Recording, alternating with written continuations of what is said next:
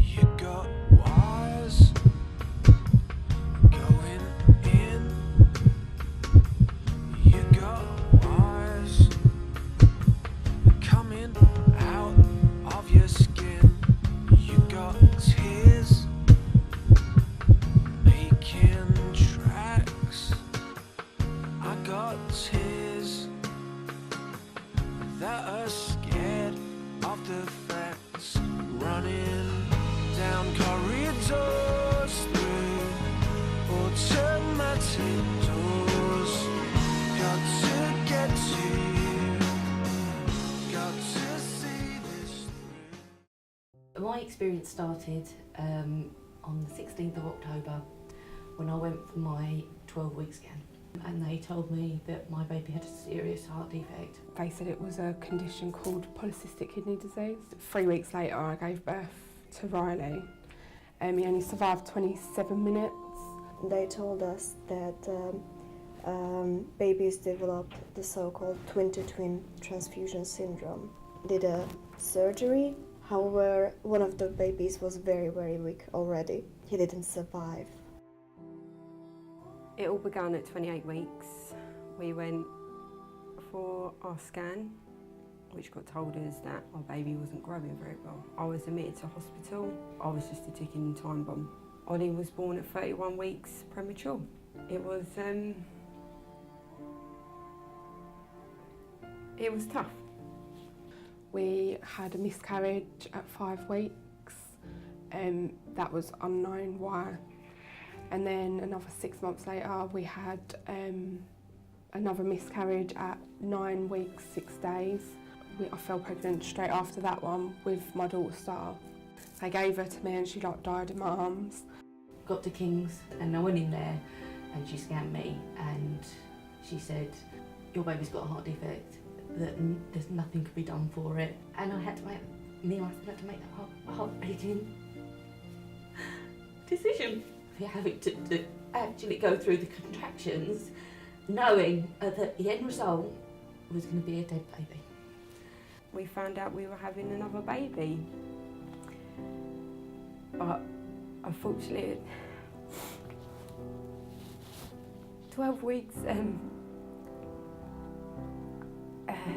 12 weeks I had a miscarriage. I fell pregnant again a few months later with Harrison, and we had a CVS at 12 weeks, which told us that he had that same condition and they didn't want us to carry on because it wasn't fair on us or the baby. Brought in and had him at 14 weeks plus 5 days. We had an early scan and I had large tumours around the baby. At 22 weeks my waters broke, so I was then admitted to hospital. He was in intensive care for 3 months. He was 12 weeks premature and he struggled the whole way through it. I didn't really have any support outside my family and friends. There wasn't anyone. Words that describe how I felt at that point were guilt, utter despair, scared, really alone. I'm the founder of Making Miracles.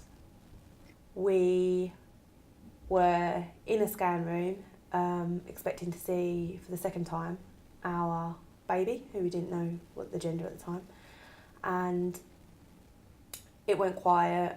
There were lots of mutterings going on between the two scanners, and within a few minutes I was looking to my husband thinking something's not right, this isn't good. We were then seen by a gentleman who was our consultant and our doctor, and he gave us some news that the heart was basically having too much blood pumped into it because of a missing valve.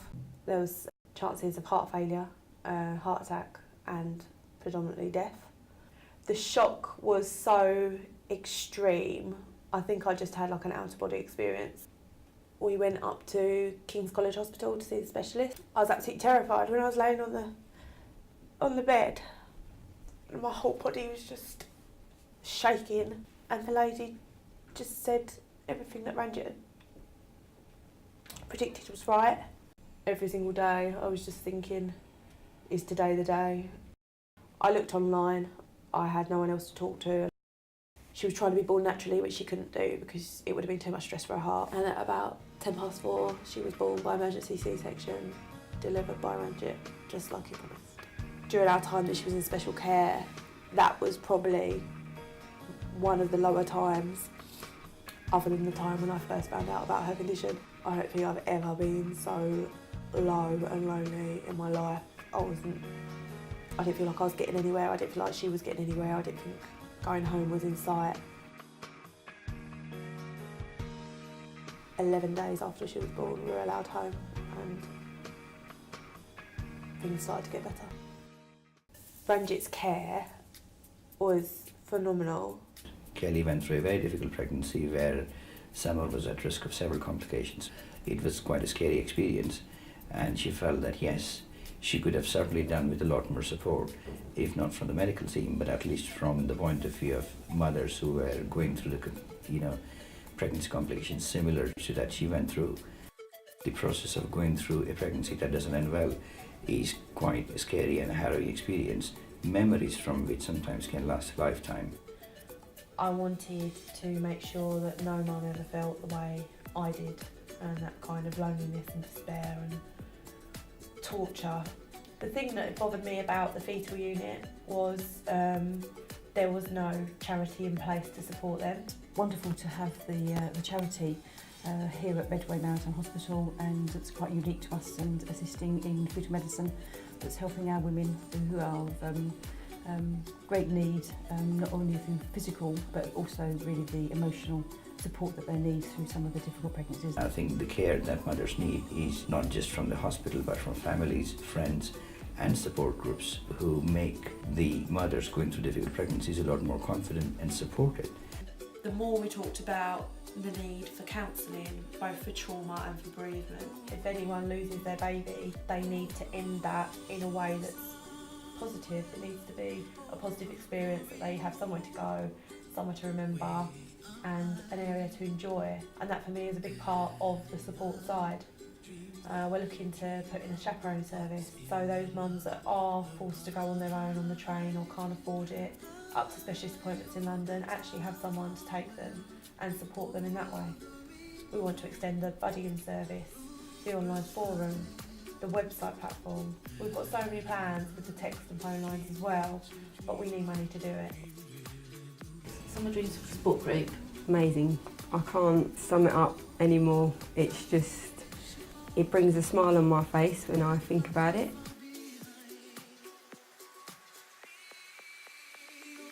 Memorial Garden Project is a fantastic idea. I didn't get any ashes for my baby, and I didn't even know when the funeral was. And that's hard.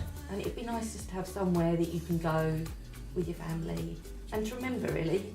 No matter if they were born or a miscarriage, there's a place for them to go, and I just think that's just touching. I can't bring that to words. I think it's nice because I can take my son down there as well, and for birthdays and things like that, I can let off balloons.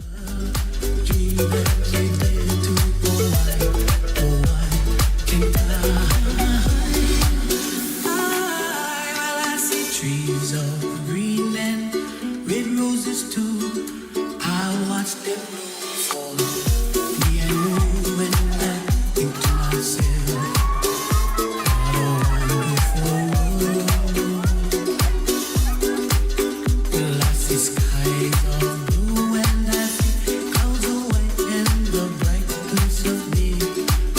I like the dark and I think to myself, what a wonderful world. The colors of the rainbow, so pretty in the sky, are also on the faces of people passing by. I see friends shaking hands, saying, how do you do? They really say, I love you. I hear babies cry. I value the fact that she has taken a germ of an idea to this reality that this charity is, and I only wish her the best. My aspirations for the future are to make Medway better, make Kent better, make England better and make the world better. Wake up to the